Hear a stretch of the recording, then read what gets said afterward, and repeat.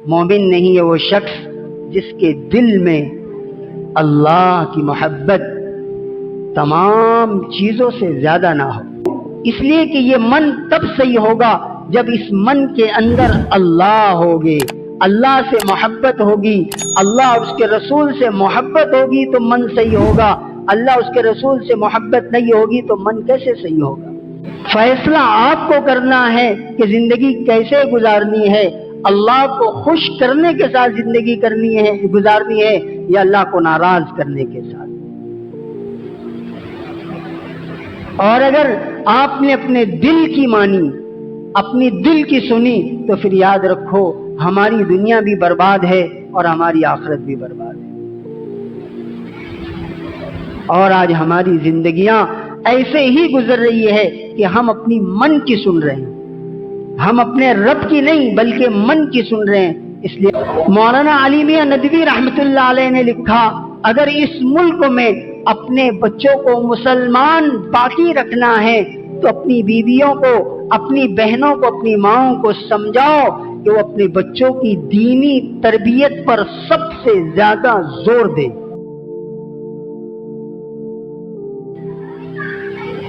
وقال الله سبحانه وتعالى يا أيها الذين آمنوا قوا أنفسكم وأهليكم نارا صدق الله العظيم۔ میرے محترم عزیز و بزرگوں، اللہ نے ایک نظام بنایا ہے زندگی اور موت کا۔ جس کو زندگی دی ہے اس کو موت آنا ہے۔ زندگی کیوں دی اور موت کیوں دی؟ زندگی اور موت کا نظام کیوں بنایا؟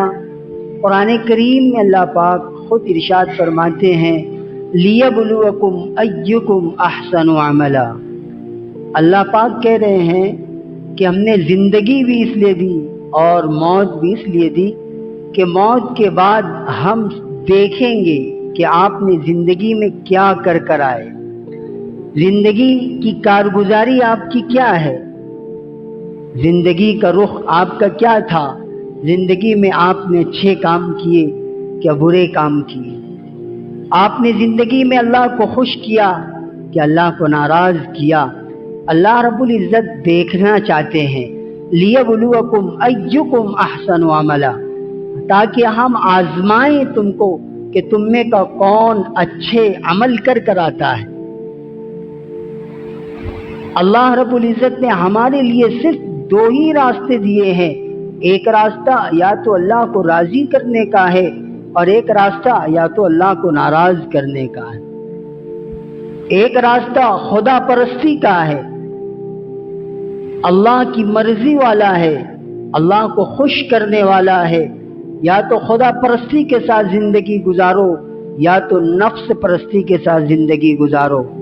جو خدا پرستی کے ساتھ زندگی گزار کر آئیں گا اس کے لیے انعام ہے، اور جو نفس پرستی کے ساتھ زندگی گزار کر آئے گا، اپنی منمانی کر آئیں گا، اپنی خواہشات پر عمل کر کے آئیں گا، اپنی مرضی کے مطابق زندگی گزار کر آئیں گا، اللہ نے اس کے لیے سزا رکھی ہے۔ دنیا کے اندر آزاد چھوڑ دیا، دنیا میں اللہ پاک پکڑ نہیں کرتے فوراً کہ اگر ہم نے نماز نہیں پڑھی تو فوراً پکڑ آ گئی، اگر ہم نے جھوٹ بول دیا فوراً پکڑ آ گئی، ہم سے فلاں گناہ ہو گئے تو پکڑ نہیں۔ اللہ پاک چھوٹ دیتے ہیں، اللہ پاک مہلت دیتے ہیں، اور یہ مہلت کب تک ہے؟ موت تک ہے، کہ موت سے پہلے تک آپ کو مہلت ہے۔ مگر ایک بات یاد رکھیے، ہم میں کا کوئی گارنٹی سے نہیں کہہ سکتا کہ میری موت کب آئی۔ کوئی یہ نہیں کہہ سکتا کہ ابھی میں 20 سال 10 سال 5 سال زندہ رہوں گا، تبھی جیسی مرضی چاہے زندگی گزار لو، دیکھیں گے آخر میں۔ نہیں، موت کبھی بھی آ سکتی۔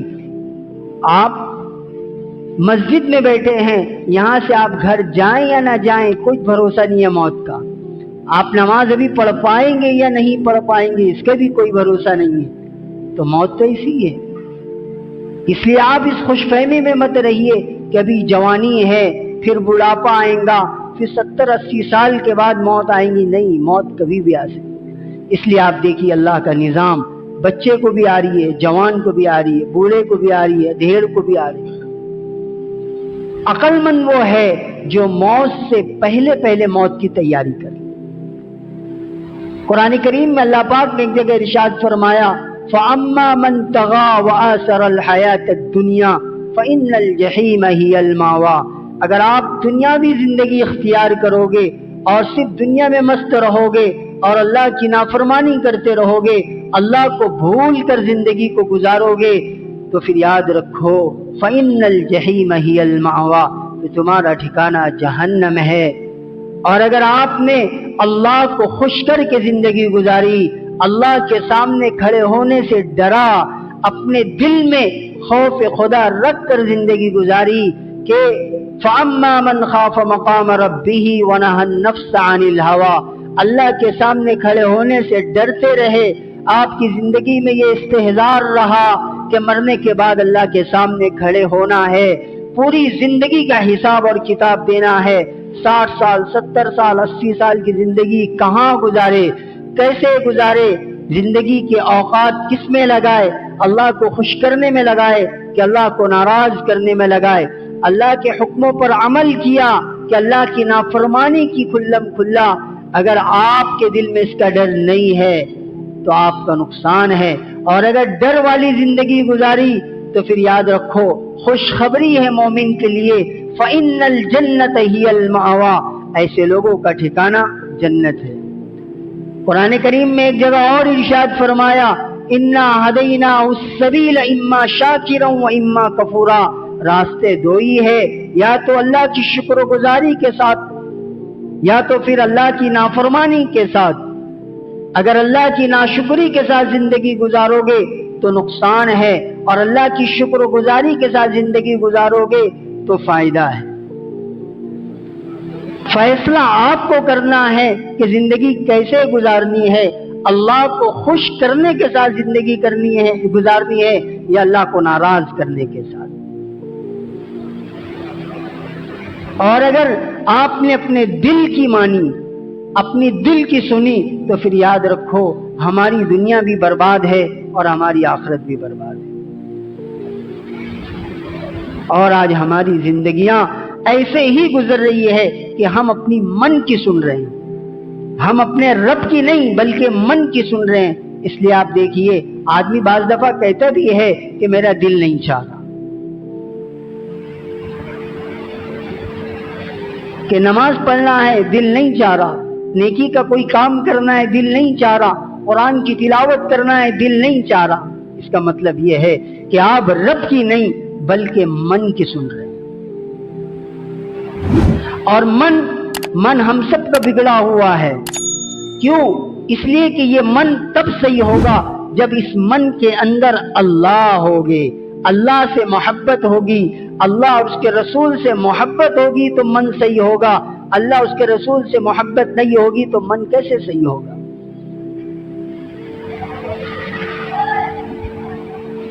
ہم یہ بات ضرور کہتے ہیں اللہ اس کے رسول سے ہمیں بہت محبت ہے، لیکن میں کہتا ہوں ہمیشہ کہ محبت اظہار چاہتی، محبت کیا چاہتی؟ محبت اظہار چاہتی ہے۔ یہ کیسی محبت ہے؟ یہ کیسی محبت ہے کہ ایک طرف ہمارا دعویٰ یہ ہے کہ ہم اللہ سے بہت محبت کرتے، رسول اللہ سے بہت محبت کرتے، لیکن دوسری طرف ہمارا عمل اللہ کو ناراض کرنے والا ہے۔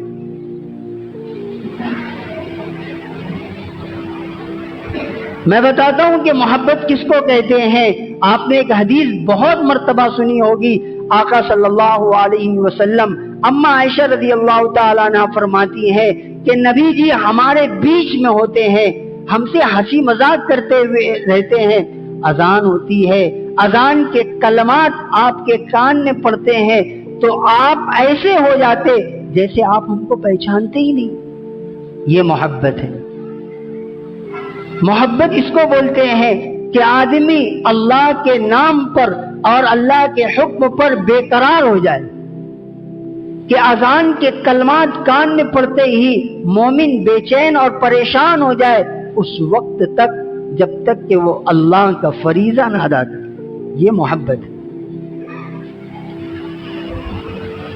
محبت اس کو کہتے ہیں۔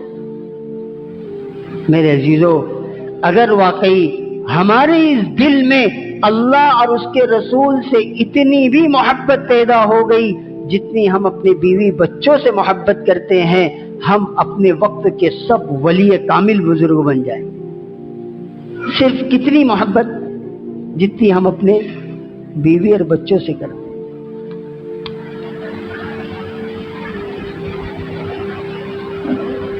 محبت اس کو کہتے ہیں، آدمی اپنے بیوی بچوں سے اتنی محبت کرتا ہے کہ ہر چیز کی قربانی دے دیتا ان کے لیے، دیتا ہی نہیں دیتا، وقت کی، جان کی، مال کی، ہر چیز کی قربانی بیوی اور بچوں کے لیے دے دیتا۔ اگر آپ ڈیوٹی پہ جا رہے ہیں، فون آ گیا کہ بچے کے لیے یہ لانا ہے، تو آدمی پلٹ جاتا، پہلے گھر پہ یہ سامان دے دے۔ یہ محبت ہے۔ محبت،